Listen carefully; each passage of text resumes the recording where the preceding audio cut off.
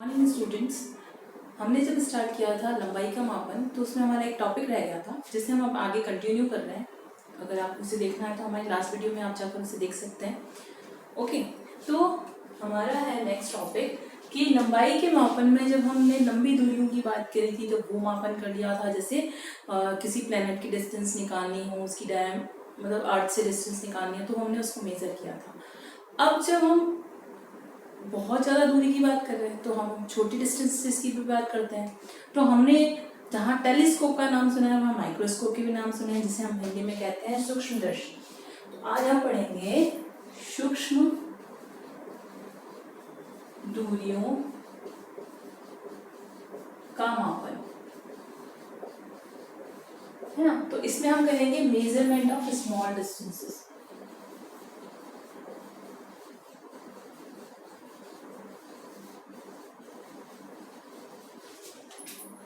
अब जब हमें स्मॉल डिस्टेंसेस का मेजर करना है तो उसमें हम यूज करते हैं माइक्रोस्कोप। सबसे पहले क्या यूज करते हैं? माइक्रोस्कोप्स। अब क्या सभी माइक्रोस्कोप सब तरह की डिस्टेंसेस मेजर कर सकते हैं, है ना। तो माइक्रोस्कोप से एक ही तरीके के नहीं होते, अलग अलग टाइप्स के होते हैं।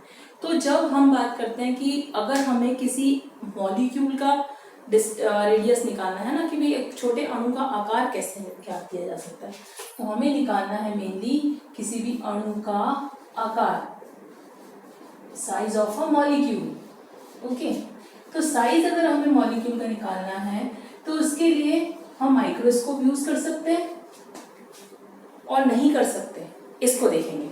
तो माइक्रोस्कोप में अगर हमें बहुत ही शॉर्ट डिस्टेंसेस की बात करनी हो तो किसी भी अणु का आकार होता है 10⁻⁻10 से भी छोटा, है ना। 10⁻⁻10 मीटर से भी स्मॉल को हमें निकालना है ना। ये मान सकते हैं कि -8 मीटर टू 10 मीटर की अगर हम बात करते हैं वो हमें मेजर करना है। तो अगर हमारे पास है एक तो प्रकाशीय सूक्ष्मदर्शी, ठीक है। तो प्रकाशीय सूक्ष्मदर्शी मेनली किस रेंज तक वर्क करता है? तो ये जो प्रकाश की जो वेवलेंथ होती है, तो किसी प्रकाश की लाइट की जो वेवलेंथ होती है या तरंगदैर्ध्य जो होती है उस रेंज तक ही वर्क करता है, मतलब 4000 से 7000 एंगस्ट्रॉम से। और 1 एंगस्ट्रॉम किसके बराबर होता है? 10⁻10 मीटर। अब ये जो इसकी जो रेंज है वो इस रेंज से क्या है, ज्यादा है ना। 4000 से 7000 एंगस्ट्रॉम, और जबकि हमें कितना चाहिए? 1 एंगस्ट्रॉम तक ही चाहिए। तो हम प्रकाशीय सूक्ष्मदर्शी को या ऑप्टिकल जो हमारा माइक्रोस्कोप है हम उसे यूज नहीं कर सकते। अब हमारे पास एक और तरह का माइक्रोस्कोप होता है जिसे हम कहते हैं इलेक्ट्रॉन सूक्ष्मदर्शी, है ना, इलेक्ट्रॉन माइक्रोस्कोप। तो जब इलेक्ट्रॉन माइक्रोस्कोप है क्या हम उसका यूज कर सकते हैं? तो इलेक्ट्रॉन माइक्रोस्कोप से हम क्या करते हैं, जनरली इलेक्ट्रॉन्स की जो रेज होती है ना, पुंज जो बीम होती है उसको गिराई जाती है, जिसकी भी हमें डिस्टेंस निकालनी है उसके लिए। लेकिन इसकी रेंज भी हमें इस रेंज तक नहीं मिलती है। जो रेंज हमें अप्रोप्रिएट चाहिए किसी अणु का आकार ज्ञात करने के लिए वो हमें नहीं मिल पा रही। तो हमें क्या करना होगा? तो हमें कोई और मेथड यूज करना पड़ेगा, ठीक है। तो वो हम एक एग्जांपल लेते हैं ऑलिक एसिड का। ऑलिक एसिड एक तरीके से साबुनस लिक्विड मान सकते हैं ना, साबुनी द्रव है जिसकी हमें क्या निकालना है, उस ऑलिक एसिड का हमें साइज निकालना है। तो वो मेथड हमारे पास जरूर है कि हम उस ऑलिक एसिड का साइज कैसे निकालना चाहते हैं। तो हमारे पास भाई ये दोनों तो हमारे यूज ही नहीं आया ना, तो प्रकाशीय काम में आया ना, इलेक्ट्रॉन सूक्ष्मदर्शी आया। तो हम यूज करेंगे कौन सा माइक्रोस्कोप? यूज नहीं करके हम यूज करेंगे, साइज निकाल रहे हैं हम, साइज ऑफ ऑलिक एसिड, है ना। ऑलिक अम्ल का हमको क्या निकालना है? साइज निकालना है। अब ऑलिक अम्ल का साइज निकालने के लिए हम यूज करते हैं अल्कोहल। क्या यूज करते हैं? अल्कोहल। क्योंकि हम जानते हैं कि अल्कोहल जो होता है वो बहुत जल्दी वेपराइज्ड हो जाता है, मतलब अल्कोहल को अगर हम खुला छोड़ देते तो बहुत जल्दी वो वाष्पीकृत हो जाता है। तो अगर ये बहुत जल्दी वाष्पीकृत हो जाता है ना, वेपराइज्ड हो रहा है, ठीक है, तो उससे हम इस ऑलिक एसिड के साथ मिला लेते हैं। अल्कोहल को हमने किसके साथ मिला लिया? ऑलिक एसिड के साथ। अब रेशियो क्या रखा जाता है, मेथड क्या होता है, तो इसमें ये मेथड यूज आता है कि अगर हम एक ऑलिक एसिड की बहुत ही पतली लेयर किसी भी दूसरे लिक्विड पे बनाते हैं, जैसे दूसरा लिक्विड जनरली हमें वाटर में ही जाता है, तो अगर हम वाटर के ऊपर, जल के ऊपर इस ऑलिक एसिड की जब परत बनाते हैं, ये जैसे ये तो है हमारे पास पानी, और इस पानी के ऊपर हमें परत बनानी है, यहाँ पर एक पतली सी परत बनानी है, ये लेयर किसकी है, ऑलिक एसिड की। तो ये पतली जो परत होगी, इसकी जो मोटाई जो होगी वो इस ऑलिक एसिड के एक अणु के व्यास के बराबर होगी। तो ये हमारा, हम इस मेथड को यूज करेंगे कि जो हमने लेयर बनाई है उसकी जो थिकनेस जो होगी टी, वो उसके डायामीटर के बराबर होगी, T = D। तो हमें थिकनेस निकालनी है। अब थिकनेस निकालने के लिए क्या करेंगे, हमें एक सोल्यूशन बनाना पड़ेगा ऑलिक एसिड का, ठीक है। तो ऑलिक एसिड के सोल्यूशन बनाने का भी एक फॉर्मूला है, वो कैसे है कि हमें अल्कोहल को प्लस ऑलिक एसिड को हमें मिलाना है 20:1 के रेशियो में। इसका मतलब हुआ कि अगर 20 सेंटीमीटर क्यूब हमने अल्कोहल लिया है तो हमें 1 सेंटीमीटर क्यूब लेना है ऑलिक एसिड। ओके, अब ये जो हमने लिक्विड बनाया है ना अल्कोहल प्लस ऑलिक एसिड का, इसका हमने वापस से हम 1 सेंटीमीटर क्यूब ले लेते हैं, मतलब ये जो मिक्सचर है उसका 1 सेंटीमीटर क्यूब वॉल्यूम हमने ले लिया, ठीक है, मेजर करके। अब इसमें फिर से हम क्या करेंगे, 20 सेंटीमीटर क्यूब वापस इसमें अल्कोहल मेजर कर लेते हैं, ठीक है। इसका मतलब क्या होगा कि अल्कोहल तो हो गया बहुत सारा, क्योंकि हमें ऑलिक एसिड बहुत कम से कम लेना है। कम से कम क्यों लेना है कि जब उसकी पतली लेयर इस पे बिछे तो उसका डायामीटर जो व्यास जो हो वो उसकी थिकनेस के बराबर हो, जो इस परत की जो मोटाई होगी वो उसके व्यास के बराबर होगी। इसलिए हमने ऑलिक एसिड को क्या किया, बहुत ज़्यादा डाइल्यूट मतलब कम से कम लेने की कोशिश की। क्यों की है कि ज़्यादा से ज़्यादा हमने क्या लिया है, यहाँ पर, यहाँ भी हमने अल्कोहल लिया है, यहाँ भी हमने अल्कोहल लिया है ना। अब ये और ये जो अल्कोहल है वो जब वातावरण के संपर्क में आएगा, जब उसको खुला छोड़ेंगे तो वो क्या हो जाएगा, वाष्पीकृत हो जाएगा, मतलब वेपोराइज्ड हो जाएगा। तो इसका मतलब क्या हुआ कि जो हमने अल्कोहल लिया है वो सारा के सारा वेपोराइज्ड हो गया, और बचा हुआ जो थोड़ा सा है वो केवल ऑलिक एसिड है, और वही हमें चाहिए और उसकी थिकनेस चाहिए। तो हम पहले इसकी कॉन्सेंट्रेशन निकाल लेते हैं, है ना। तो कॉन्सेंट्रेशन क्या होगी, कॉन्सेंट्रेशन सांद्रता, है ना। तो कॉन्सेंट्रेशन सांद्रता जो है ऑलिक एसिड की, ऑलिक एसिड इज, कितनी हो गई इसकी सांद्रता, ऑलिक एसिड की हो गई 1/20 × 20। क्यों, क्योंकि 1 पार्ट तो है ऑलिक एसिड का, हमने 1 पार्ट ही यूज किया है यहाँ पे 1 सेंटीमीटर क्यूब, और 20 × 20 क्या है, 2 टाइम्स हमने 20 सेंटीमीटर क्यूब ऐड किया है अल्कोहल। तो ये हो गया किसका कंसंट्रेशन हो गया, ऑलिक एसिड का 1/400 सेंटीमीटर क्यूब। सेंटीमीटर क्यूब हम इसलिए नहीं यूज करेंगे क्योंकि ऊपर भी सेंटीमीटर क्यूब है, नीचे भी सेंटीमीटर क्यूब है, तो एक कैंसिल हो जाएगा, तो हो जाएगा 1 सेंटीमीटर क्यूब, है ना। तो यहाँ यूज करेंगे, ये ऑलिक एसिड के लिए हो गया। अब क्या करेंगे, ये जो लिक्विड था, है ना, आप इस मेथड को एक बार अच्छे से वापस यहाँ तक देख लीजिए कि हम ये देख रहे हैं कि जो लिक्विड लिया है हमने, वाटर लिया है, और वाटर के ऊपर हम जो ये लिक्विड बना रहे हैं हम ऑलिक एसिड प्लस अल्कोहल का, उसकी हमें पतली लेयर बिछानी है।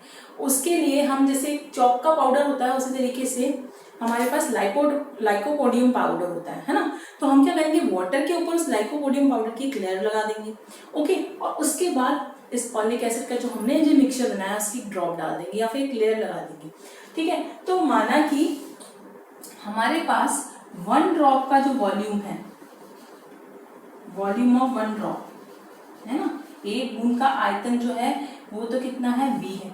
अगर हमने इस पूरे लेयर जो यहाँ पर लगाई है उसमें n ड्रॉप्स डाली पूरी लेयर बनाने के लिए, कुछ भी लिया आपने, ग्लास लिया या कोई और बड़ा बर्तन लिया है ना, या कुछ भी वेसल जो आपने लिया है, बीकर वगैरह, तो उस पर हमने n ड्रॉप्स डाली है, तो n ड्रॉप्स का जो वॉल्यूम होगा, है ना, volume of n drops is n × V। Okay, तो ये वॉल्यूम हो गया, और जबकि कंसंट्रेशन क्या है 1/400, तो टोटल कंसंट्रेशन क्या हो जाएगी इसकी, तो टोटल कंसंट्रेशन विल बी आपकी यहाँ पे टोटल कॉन्सेंट्रेशन कितनी बन जाएगी, कॉन्सेंट्रेशन ऑफ ऑलिक एसिड कितनी बन जाएगी, ऑलिक एसिड की concentration NV into upon 400। Okay, तो ये कॉन्सेंट्रेशन बन गई। अब हम जब एरिया निकालते हैं किसी चीज, जब ये वॉल्यूम हो गया ना टोटल उसका, है ना, तो इतनी उसकी कॉन्सेंट्रेशन है। तो अब अगर एरिया जो हमने लिया है, जो हमने वाटर है, अगर उसका एरिया अगर A है ना, और उसकी थिकनेस अगर T है, तो एरिया इनटू थिकनेस, ये भी वॉल्यूम बन गया, और this is also a volume NV upon 400। Okay, ये हमारा फॉर्मूला बन गया। तो अब हमें क्या निकालनी है इसे, थिकनेस, तो T is equals to NV upon 400। Okay, तो ये हमें दे देगा वो जो ऑलिक एसिड है उसका जो 1 मॉलिक्यूल है उसकी डायमीटर कितनी है या फिर उसका व्यास कितना है, क्योंकि हमने पहले लिखा था thickness is equals to diameter, T is equals to NV upon 400। Okay, तो ये किस में आ जाएगा, आपका पूरा सेंटीमीटर में आ जाएगा। देखो ये A volume equal to volume होता है ना, इसलिए हमने रखा है वॉल्यूम इक्वल टू वॉल्यूम मान लो, है ना। तो A इंटू टी भी हमारे वॉल्यूम के फॉर्मूले से आ रहा है, और हमने अभी ऊपर पूरा निकाला ही कॉन्सेंट्रेशन से NV अपॉन 400, तो इन दोनों को इक्वलाइज कर लिया और T की हमारे पास वैल्यू आ गई। तो इस तरीके से हम ऑलिक एसिड के एक मॉलिक्यूल का डायमीटर हम कैलकुलेट कर सकते हैं। तो ये पूरा एक मेथड है उसका। तो अब हम देखते हैं range of length. Range of length start हो रही है 10⁻14 मीटर से 10⁻16 मीटर। मतलब 10⁻14 मीटर का क्या होता है, हमारा साइज ऑफ आइटम, है ना। एक परमाणु का आकार कितना होता है 10⁻14 मीटर से, और 10⁻+26 मीटर है हमारा जो विश्व का आकार माना जाता है उसको, है ना। तो इसको ये पूरा हो गया हमारा विश्व का आकार। तो ये हमारे रेंज हो गई, है ना, साइज ऑफ वर्ल्ड। ओके, अब और भी जो डिस्टेंसेस है वो कौन कौन सी है कि 1 fermi is equal to 10⁻15 metre का होता है। ओके, जो ये यूज आता है हमारे साइज ऑफ न्यूक्लियस के साइज को, जो नाभिक है उसके आकार को बताने के लिए काम में आता है। 1 एंगस्ट्रॉम 10⁻10 मीटर जो हमने देखा था अभी, अणु के आकार को बताने के काम में आता है। उसके बाद 1 AU का होता है प्रकाशीय यूनिट, सॉरी खगोलीय यूनिट, एस्ट्रोनॉमिकल यूनिट है, जो कि बताती है कि सूर्य से पृथ्वी के बीच में औसत दूरी जो होती है उसको बताती है। तो 1 AU is equal to 1.496 into 10⁻11 metre. उसके बाद आता है 1 लाइट ईयर, एक प्रकाश वर्ष। एक प्रकाश वर्ष वो दूरी होती है या वो डिस्टेंस होती है जिसमें कि प्रकाश 1 सेकंड में कितनी दूरी करता है 1 साल में, ठीक है। तो light year is a distance in which distance travel by light in a second is known as 1 light year. तो 9.46 into 10⁻15 metre. Light year distances जो है वो हमेशा जो प्लैनेट्स के बीच में या जो हम अंतरिक्ष में जाते हैं उन चीज़ों के बीच में बहुत सारी डिस्टेंस होती है, इसलिए तब उनको हम नापते हैं लाइट ईयर में। वहाँ 10⁻15 मीटर तक की डिस्टेंसेस होती है। ओके, 1 पार्सेक यूनिट होती है, वो किसके ऐसे डिस्टेंस नापते हैं कि जैसे जो अर्थ है और अर्थ के ऊपर कोई भी चीज मूव कर रही है तो उसकी जो एवरेज रेडियस जो है अर्थ की वो 1 पार्सेक, 1 आर्क का जो एंगल है ना, एक आर्क का जो एंगल अंतरित करती है उतनी दूरी को हम कहते हैं 1 पार्सेक, और इसका वैल्यू होती है 3.08 इंटू 10⁻16 मीटर। हिंदी में इसको कहते हैं पार्सेक, पार्सेक, ठीक है, जिसमें कि distance in which radius of earth subtend angle of 1 arc. Okay, उसके बाद है आपका कि 1 लाइट ईयर, लाइट ईयर को हम प्रकाश वर्ष कहते ही हैं, और ये है खगोलीय यूनिट है आपकी। ओके, तो आप इसका एक बार स्क्रीनशॉट ले लीजिए। अब जैसे हमारे पास हमने 3 तरीके की यूनिट्स पढ़ी थी। सबसे पहले लंबाई, है ना, मूल मात्रक जो पढ़े थे, लंबाई, द्रव्यमान और उसके बाद समय। तो लंबाई का मापन हमने कर लिया, उसके बाद आता है हमारे पास द्रव्यमान का मापन। द्रव्यमान के मापन के लिए हमें ये पता ही है कि जो हमने 3 सिस्टम्स पढ़े थे, CGS, FPH और MKS। CGS सिस्टम में हम द्रव्यमान को नापते हैं ग्राम में, FPS में हम नापते हैं पाउंड में, और MKS में हम नापते हैं किलोग्राम में, और SI में भी हम किलोग्राम में ही नापते हैं द्रव्यमान को। तो 1 किलोग्राम कितने के बराबर होता है? 1000 ग्राम के बराबर। 1 पाउंड 454 ग्राम के बराबर। 1 क्विंटल 100 किलोग्राम के बराबर, और 1 टन 10 क्विंटल के बराबर, और या फिर कह सकते हैं 1000 किलोग्राम के बराबर होता है। उसके बाद जब एटॉमिक मास यूनिट की बात होती है, मतलब एकीकृत संहति मात्रक, परमाणु संहति मात्रक, जो कि एटम के हम सबसे जो छोटा, जैसे एटम के लिए हम जो उसके साइज या उसका वेट निकालना चाहे, जिसके हम कहें द्रव्यमान, तो उस द्रव्यमान को संहति भी कहते हैं। तो 1 एटॉमिक मास यूनिट की जो वैल्यू होती है, ठीक है, एटॉमिक मास यूनिट लिखेंगे आप इसको, तो उसका मान होता है कि जो हमारा कार्बन का जो आइसोटोप होता है 12 से 6, उसके परमाणु का 1/12 पार्ट। ओके, फिर लिख देंगे हम 12C6/12, तो इसकी वैल्यू हो जाएगी 1.66 इंटू 10⁻27 किलोग्राम। जिसे हम बताते हैं प्रोटॉन का मास जब बताते हैं, इलेक्ट्रॉन का मास जब बताते हैं, तो इन्हीं फॉर्म्स में बताते हैं। ओके, और जो हम रेंज जो हमारे हैं अर्थ पर, जो मास रेंज है वो 10⁻30 किलोग्राम से लेके 10⁻55 किलोग्राम तक है, जिसमें ये परमाणु का आ जाता है द्रव्यमान, एटम का, और 10⁻55 हमारा विश्व का जो हम मानते हैं कि इसका भार लगभग 10⁻55 किलोग्राम होता है। मास कैलकुलेट करने के लिए हम यूज करते हैं ग्रेविटेशनल लॉ के लिए, जैसे बहुत बड़े बड़े जो भार है जब हमें यूज किया जाता है तो हम यूज करते हैं ग्रेविटेशनल लॉ, F=mg। जब हम यूज करते हैं तो m जो होता है ना, वो होता है द्रव्यमान, और g होता है गुरुत्वीय त्वरण, ग्रेविटेशनल एक्सेलरेशन। और इसी से हमें पता चलता है कि जैसे ये जो सब मापन हम द्रव्यमान के लिए करते हैं, सबके पीछे g लग रहा है, किलोग्राम, ग्राम, है ना। और जो ये g है, इस g और इस g में डिफरेंस है ना, ये तो यूनिट है, और ये g है ग्रेविटेशनल एक्सेलरेशन। जैसे अगर हम हमारी पृथ्वी पर है ना, अर्थ पर है, तो हमारा जो वेट है, वो वेट हमारे जो जितना भी मास है उसको g से पृथ्वी का जो त्वरण है एक्सेलरेशन से मल्टीप्लाई करने पर आता है। इसका मतलब ये हुआ कि हम और किसी प्लेनेट पे जाए, या अगर हम अर्थ की बजाय मून पर भी जाए, तो हमारे मास में या हमारा जो वेट है वो चेंज हो जाएगा। क्यों चेंज होगा?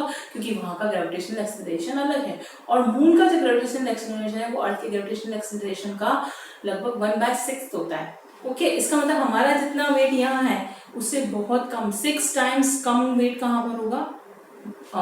मून पर होगा। तो ये हुआ हमारा किसके लिए, कि अगर हम मास कैलकुलेट करना चाहें, और अगर और भी छोटी चीजों का मास निकालना चाहे तो हम लेते हैं मास स्पेक्ट्रोग्राफी यूज करते हैं। तो वो हमारे अभी इतना यूजफुल नहीं है, अब तो बस इतना ध्यान रखना है। अब जैसे हमने सबसे पहले मापन किया लंबाई का, उसके बाद द्रव्यमान का, तो अब तीसरा हमारा यूनिट बच जाता है समय, है ना। तो उस मात्रक के लिए भी हम मापन की बात करेंगे। ओके, तो पहले आप इसका स्क्रीनशॉट ले लीजिए। अब हम करते हैं समय का मापन, ठीक है। तो समय को जनरली हम लोग किस में नापते हैं? सबसे मिनिमम यूनिट जो हम मानते हैं 1 सेकेंड मानते हैं। तो जो 1 सेकेंड होता है वो हमने कैसे मेजर किया? तो जो प्रकाश होता है जिसकी चाल होती है 3 × 10⁸ मीटर प्रति सेकंड होती है ना, तो प्रकाश के द्वारा इतनी दूरी तय करने में जितना समय लगता है उसे हम 1 सेकेंड कहते हैं। ओके, तो ये हो गया प्रकाश के द्वारा 299792458 मीटर की दूरी तय करने में लगा हुआ जो समय होगा वो कहलाएगा 1 सेकेंड। और जो अंतरराष्ट्रीय जितनी भी ये लेबोरेटरीज है, प्रयोगशालाएं हैं, उसमें सीजियम परमाणु रखा जाता है, ठीक है, टाइम को मेजर करने के लिए। तो सीजियम परमाणु रखने की बजाय उसकी वॉचेस बनी हुई होती है, तो उसमें टाइम कैसे मेजर होता है? तो जो सीजियम परमाणु होता है उसमें अलग अलग ऊर्जा स्तर होते हैं, है ना। तो जब ऊर्जा स्तरों में जब परमाणु के जो इलेक्ट्रॉन जो होते हैं वो एक ऊर्जा स्तर से दूसरे ऊर्जा स्तर में जाते हैं, लेकिन उच्च ऊर्जा स्तर में उनके रहने का समय बहुत ही कम होता है, वो वापस अपने मूल ऊर्जा स्तर में आते हैं। जैसे हम कहीं भी बाहर जाते हैं तो लौट कर कहाँ आएंगे? वापस अपने घर पे। उसी तरीके से उच्च ऊर्जा स्तरों में इलेक्ट्रॉनों के रहने का समय बहुत ही कम होता है, और वो वापस अपने मूल ऊर्जा स्तर या निम्न ऊर्जा स्तर में मतलब वापस जल्दी से आ जाते हैं, मतलब लोएस्ट एनर्जी लेवल्स में वो ही रहते हैं। थोड़े समय के लिए वो हाईएस्ट एनर्जी लेवल में चल जाते हैं और फिर से लोएस्ट एनर्जी लेवल में आ जाते हैं। तो वो जो ट्रांजिशन है from lowest energy level to highest energy level, ठीक है, तो वो ट्रांजिशन जब होता है, संक्रमण जब होता है एक से दूसरे में, तो वो होता है उसका वाइब्रेशन। तो सीजियम के द्वारा टोटल इतने वाइब्रेशंस करने में जितना समय लगता है 9192631770 इतने जब वाइब्रेशंस वो करता है तो उसके बाद वो वापस वो जो टाइम होता है पूरा वाइब्रेशन करने का वो 1 सेकेंड कहलाता है। ठीक है, इसका मतलब देख लो 1 सेकेंड एक तरह से देखा जाए इतना बड़ा समय है कि उसमें सीजियम जो परमाणु है हमारा सीजियम एटम वो लगभग इतने सारे वाइब्रेशंस कंप्लीट कर देता है। ओके, और जब हम रेंज की बात करते हैं कि अगर टाइम की जो रेंज है वो कितनी होती है, जो सबसे छोटा वाला जो अणु होता है ना, उसका जीवन काल मान लो तो 10⁻⁴ सेकेंड होता है जो अस्थायी होता है। ठीक है, और जो हमारे जो अर्थ का जो हम मानते हैं टाइम 10⁻17 सेकेंड होता है। ओके, तो ये हुआ उसका रेंज। अब सेकंड से भी नापते हैं, दिन को 24 घंटों में भी नापते हैं, 1 घंटे में 60 मिनट होते हैं, 1 मिनट में 60 सेकंड होते हैं, नैनो सेकंड्स भी होते हैं। ठीक है, 10⁻⁹ पिको सेकंड्स होते हैं 10⁻12 सेकंड्स। ओके, और मिली सेकंड्स 10⁻3 सेकंड्स। तो इस तरीके से आप सारा मेजरमेंट करते हैं टाइम का। तो हमने 3 तरीके के मेजरमेंट्स देखे, मास का मेजरमेंट कैसे किया जाता है, टाइम का मेजरमेंट कैसे किया जाता है और लेंथ का मेजरमेंट कैसे किया जाता है। तो ये तीनों आपके मेजरमेंट्स थे।